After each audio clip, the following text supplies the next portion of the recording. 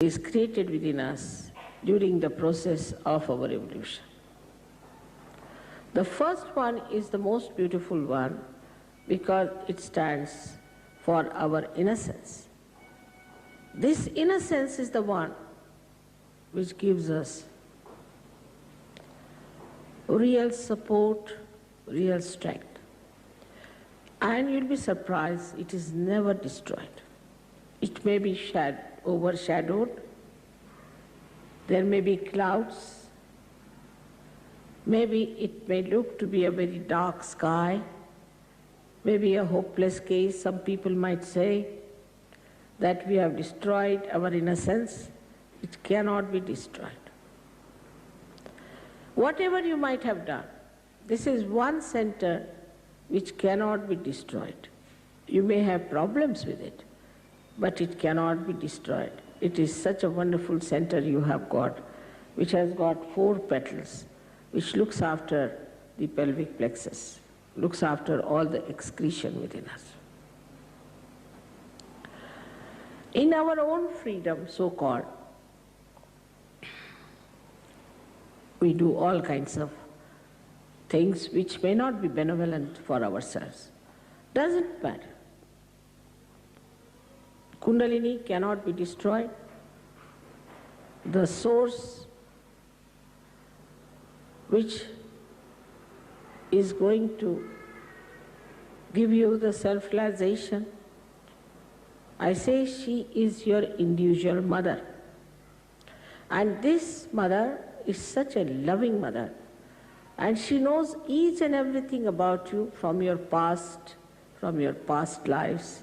She knows you very well. She's just waiting for a chance that she can be awakened and she can give you your second birth. So what happens in the second centers when it enters? You just become dynamic, because the second center is for aesthetics and for creativity.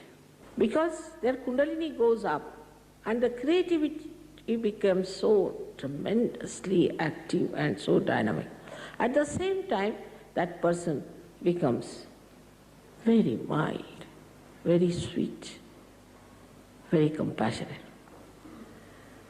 So this violence, this anger, this temper is not your creation. It's the creation of your liver. Your liver is little out of order because of many things, and the temper is there. Now, when the temper is too much, you don't know what to do.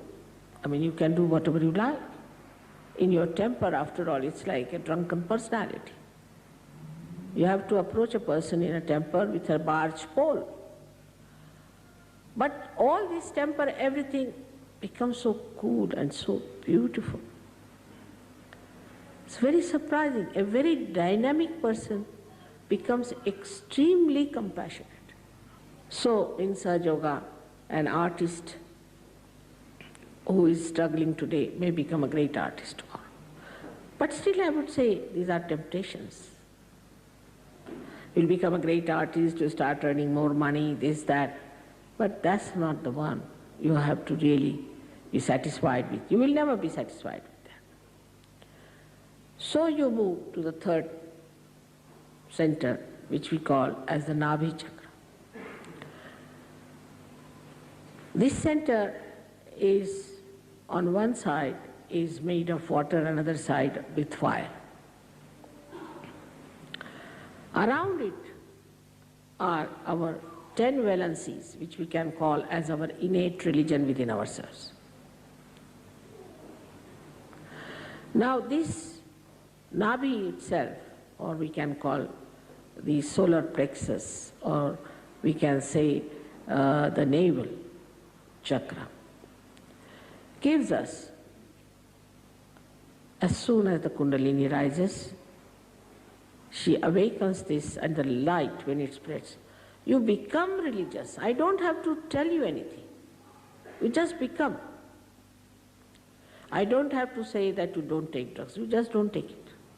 Overnight I have seen people have given up drugs. overnight alcoholism, overnight everything, and they enjoy their virtues. That's the best part of it. Some people think, oh, then what is the fun? What is this that you take something in the pub and next day you have hangover? Here you take something and next day you are much better off. It never comes down. It never gives you a reaction.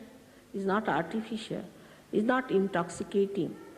It is from your nerves. It's bubbling out. So this is the center which is very important in us, because most of us have a problem with this center. And here we have a capacity by this center that we enjoy our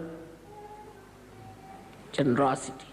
Now we have the center which we call here as the heart center. It controls the left and right both. So we have a left and right heart in Sahaja Yoga. As you know that in childhood till the 12 years of age, the thymus, this sternum bone creates the antibodies for you. And these antibodies fight your diseases. So when this center goes out, this is the center which sends all the messages to these antibodies. Now this is the center of a mother. When your motherhood is challenged, you develop breast cancer. Supposing a man is a flirt and his wife is worried, she might get a breast cancer because her motherhood is challenged.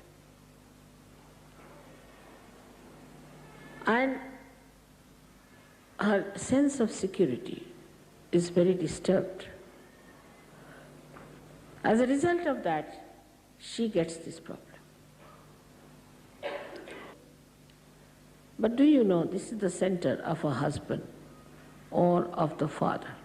Now if I am telling you, you should not be shocked, because later on you will find it. Now if you are a bad husband, you can get asthma, or if your wife is a shrew, you might get an asthma, or if you are a very bad father, you might get an asthma, or if your father is not kind to you, you might get an asthma. If you have not forgiven your father, you might get asthma. The left heart is the place of the mother. Now if your mother has been hard with you, if you have had very bad experiences, you will have problems of the left heart.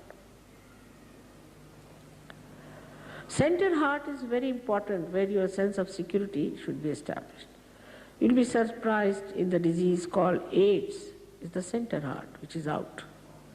We have tried to cure, and we cured also 3-4 people from AIDS, but they have no willpower to continue with surgery. So then we come to this center, which is we call as the Vishuddhi. This is 16 petals, looks after the cervical plexus. Now this is a very, very important center, and this is the center is for communication. Also when we think we are very responsible, the center goes out. But once you become a Sahaja Yogi, you just do it, no doubt. But you don't think that you are doing it. You just say it's happening. And what a beautiful feeling it is. Then you don't have blood pressures, you don't have headaches, you don't have tensions. No, because we are not doing it, it's just done. And you find it's all done. Now on this center when we come, as I told you, your thinking is controlled by you. You can control. If you want, you can think, or you don't think. But in that silence, you feel your peace. If there's too much of crowds, too much of problems, suddenly you become the witness. You start seeing everything, seeing the problem, what it is. Unless and until you can see the problem, you cannot solve it.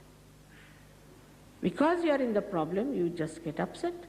But if you are out of the problem, you can see it. And that's what happens to you when you become thoughtlessly aware when this center opens out. Last but not the least is the center of limbic area, which is very important. Now, I do not know it has been discovered or not, but will be very soon discovered that very strong things like cracks and all that have got sulfuric acid in it.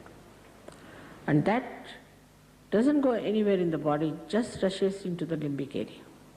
Now this limbic area is a hollow place which has got all cells here very sensitive to joy, happiness, but they become numb.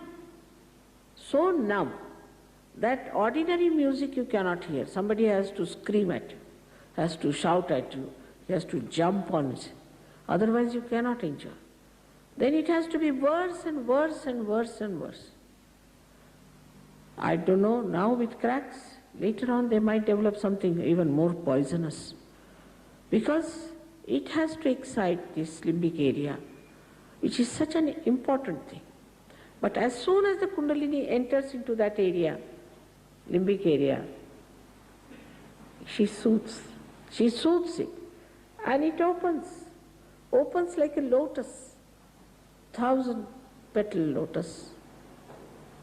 It opens, and then the Kundalini emerges out of your fontanelle bone area and gets connected to the all-pervading power. Then you start feeling the cool breeze in your hand. You can feel it all over. Some people in the beginning who felt cool breeze could not believe it. So they closed doors, everything, and sat down to see. Still they were feeling it. But it works. Works in the sense that you get empowered. You become peaceful. You become the witness. You become the wise. And you become empowered that you can give realizations to others like this, that you can raise their Kundalini like this, and you can establish that connection. You can do. And this is what is your right to have it. This is what will give you meaning. Otherwise, so far, whatever we have been doing is very frustrating.